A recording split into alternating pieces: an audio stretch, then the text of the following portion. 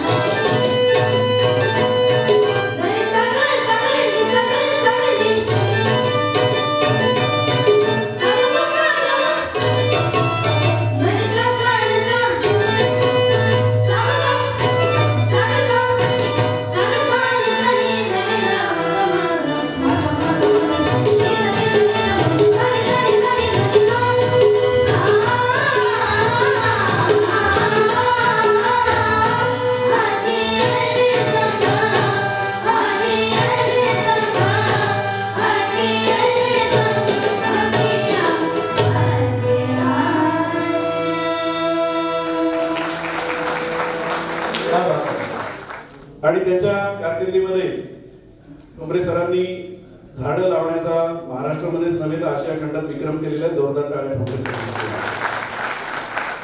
प्रसिद्धी परांमुख असलेले व्यक्तिमत्व कधी म्हणणार नाही की माझं कुठल्या तरी वर्ल्ड रेकॉर्ड मध्ये नाव नोंदवा, मी अर्ज देतो नाही. निसर्गाच्या जवळ जाणं म्हणजे ईश्वराच्या जवळ जाणं हे अगदी जाणलेले, त्यांना वेगळं काही सांगावं लागत नाही.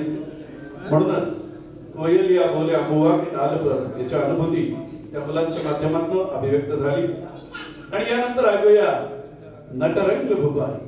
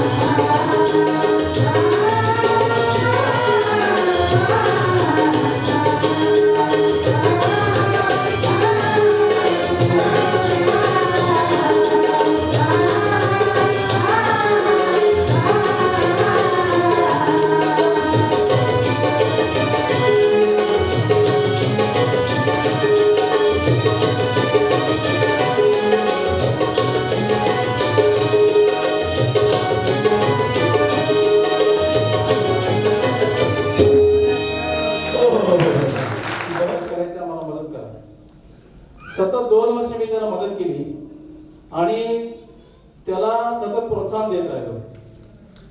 हा मुलगा इथं आलेला आहे, अंध मुलगा, आणि तो मुलगा मागच्या 3 महिन्यापूर्वी बँकेमध्ये ऑफिसर झालेला आहे.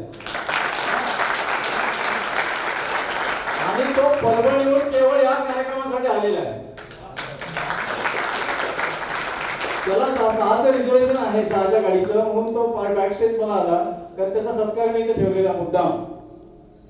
तर त्या जिवाजी वाघमारेंना मी तो पाचारण करतो की त्यांनी सपत्नीक इथे यावं. आणि मी जिल्हा परिषदेचे सीओ आहेत, निर्मल कुमार देशमुख आहेत माझे मित्र, दोघांनी इथं स्टेजवर पाचारण करतो. त्यांच्या हस्ते मला त्याचा सत्कार करायचा आहे. Please come, please come.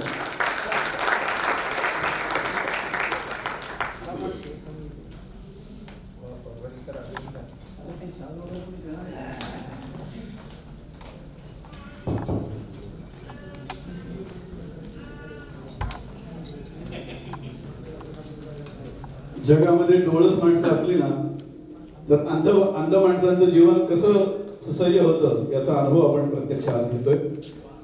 जोरदार टाळ्या.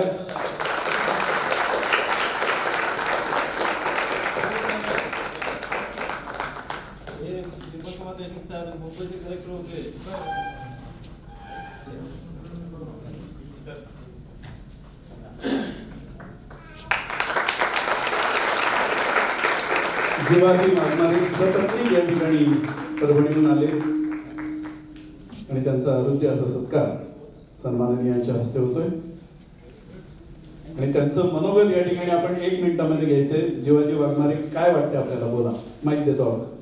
शिवाजीला आपल्याशी काय 2 मिनिटं बोलायचं आहे, तो आपल्याशी बोलू इच्छितो. सर्वांना सर्वप्रथम सप्रेम नमस्कार.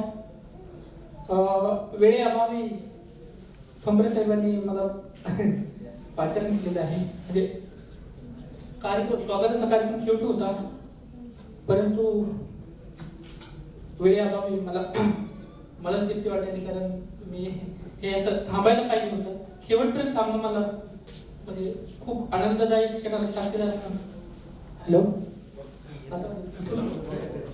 तर खूप मला आनंद वाटतोय. आणि विशेष म्हणजे परभणीला कलेक्टर असताना माननीय मोहन ठोंबरे साहेब 3 जानेवारी 2010 मध्ये माझी छोटी बहीण पूजा ही दरवाजा ठोठवत ती ठोंबरे साहेबांना विनंती करायला गेली होती की साहेब, माझ्या भावात काही अडचणी आहेत, मी तुम्हाला हात जोडून विनंती करते, त्यांना थोडी भेटायला संधी द्याल का? तर जेव्हा ठोंबरे साहेबांनी साधारणतः लोकशाही दिनानिमित्त त्यांची मीटिंग चालू होती, मंत्री होते, आमदार खासदार होते, अशाही अवस्थेत त्यांनी मला म्हणजे बाहेरून सूचना देऊन मला बोलवून घेतलं आणि UPSC साठी जेवढं सपोर्ट करता येईल, UPSCच्या प्रशिक्षणासाठी मार्गदर्शन करता येईल, जेवढं काही सहकार्य करता येईल तेवढं सहकार्य करण्याचा त्यांनी शब्द दिला. आणि त्याच्यामुळे मी आजही त्यांच्या म्हणजे मार्गदर्शनाखाली UPSCची तयारी करतो आहे. तुम्हाला माहित असेल कदाचित की 14 सप्टेंबर 2014 मध्ये उत्तम कांबळेंनी माझ्यावर एक सकाळमध्ये आर्टिकल लिहिलं होतं. उत्तम कांबळे समाज बदलून टाकणारे मोठे समाज शिक्षक आहेत. त्यांनी माझ्यासारख्या माणसाला सुद्धा खूप आई वडील नसताना जेव्हा ठोंबरे साहेबांची माझी ओळख झाली तेव्हा आई आहेत ती शाहू फुले आंबेडकरी साहित्य संमेलनाचं मी आयोजन केलं होतं. तेव्हा उद्घाटनाला साहेबांना मी पाचारण केलं होतं, पण वेळेअभावी ते येऊ शकले नव्हते, काहीतरी मुंबईला मीटिंग असल्यामुळे. पण साहेबांनी खूप मला धीर दिला, सगळं तन मन धन सगळे मला सहकार्य केलं, म्हणून मी इथपर्यंत आलेलो आहे. आज महाराष्ट्र ग्रामीण बँक विभागीय कार्यालयामध्ये क्षेत्रीय अधिकारी क्लास 1 ची पोस्ट आहे. या ठोंबरे साहेबांनी माझ्या आयुष्याची खरं तर सुरुवात केली. म्हणजे मी तेव्हा ठरवलं होतं की कलेक्टरला कलेक्टर बनवून दाखवी, आणि शेवटपर्यंत मी लगेच आहे आयुष्यामध्ये. महापुरुषांची विचारधारा आपण अंगीकारली पाहिजे, त्यांची विचारपूर्ती चांगली पाहिजे. एवढं मी सांगू इच्छितो आपल्याला की शाहू फुले आंबेडकरांची विचारधारा, महापुरुषांची विचारधारा डोळ्याआड करू नका. जर बाबासाहेब आंबेडकरांचं पुस्तक माझ्या वाचण्यात आलं नसतं, त्यांची आत्मकथन माझ्या वाचनात आलं नसतं, संगणकावर कॉम्प्युटरवर काम करून मी आमच्या विभागीय कार्यालयामध्ये मस्तपैकी म्हणजे अंदाज मी साक्षर डोळस आहे, डोळसासारखं काम करू शकतोय. बऱ्याच अडचणी असताना म्हणजे आई वडिलांनी बोर गवत विकून केळं विकून मला शिकवलं. ते आज हयात नाही, पण ठोंबरे साहेबांसारख्या एक निवृत्त अधिकाऱ्यांनी मला सत्कार केला आय एस ऑफिसरनी. तर मला खूप खूप आनंद वाटतोय. आई वडिलांची आठवण आज पुन्हा येते. धन्यवाद. आपलं मी आभार ना मानता खूप खूप ऋणी आहे. शेवटी जाता जाता माझ्या आईवरची कविता तुम्हाला ऐकवतो. क्या बात आहे. बोरे विकुनी माये माझी, बोरे विकुनी माये माझी, गरिबीला ती तारायची. बोरे विकुनी माये माझी, गरिबीला ती तारायची. आणि बाळाचं शिक्षण घेऊन मोठं होईत म्हणायची. आणि बाळाचं शिक्षण घेऊन मोठं होईत म्हणायची. गरिबीचं दुःख वेगळं, गरिबीचं दुःख वेगळं, कष्टाचा हा संसार. गरिबीचं दुःख वेगळं, कष्टाचा हा संसार.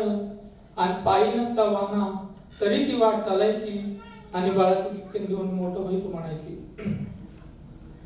अंधाऱ्या या खोली हॅलो बोला बोला, ऐकू येते, बोला. आणि बाळाचं शिक्षण घेऊन मोठं होईत म्हणायची. भाऊ झालेले ते त्याला एक आहे अशी कविता म्हणजे ती माझ्या अंतःकरणात आलेली आहे. तर खूप आईची आठवण येते.